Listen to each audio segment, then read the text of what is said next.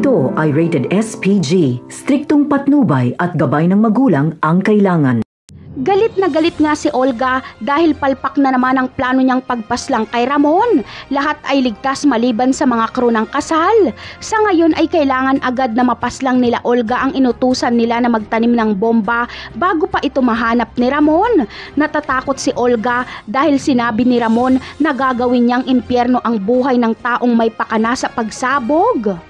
Ngunit sa kabila ng nangyari ay hindi magpapatinag si Ramon para pasayahin niya si Mokang. Tuloy ang bakasyon nila sa ibang bansa at ipapaubaya niya kay Severino ang paghahanap sa nagpasabog sa kasal. Masaya si Mokang sa kanilang bakasyon dahil ipaparanas sa kanya ni Ramon ang buhay mayaman, kaya matututunan ng mahalin ni Mokang si Ramon. Samantala, sa pagbabalik ni Mokang at Ramon sa Pilipinas ay magpapasama si Mokang kay Ramon sa simbahan ng Quiapo. Gusto kasing alalahanin ni Mokang ang kanyang nakaraan. Ngunit sa hindi inaasahang pagkakataon ay nandoon din si Tanggol at dito ay magkikita sila ni Mokang. Mahal pa ni Tanggol si Mokang kaya hindi niya napigilan ang kanyang sarili na halikan si Mokang. Nakita naman ni Ramon ang pangyayaring ito.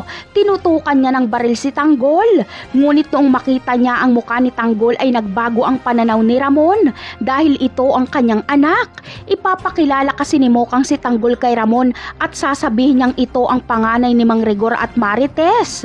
Kaya sa pag-uwi ni Ramon ay isinama niya si Tanggol. Agad niyang tinutukan ng baril si David at nung mga tuwiran ito ay agad itong pinutukan ni Ramon.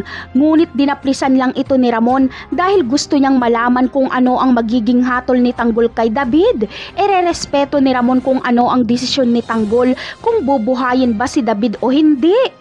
Ngunit mauubusan na ng swerte at yabang si David dahil magmamakaawa siya kay Tanggol para sa kanyang buhay.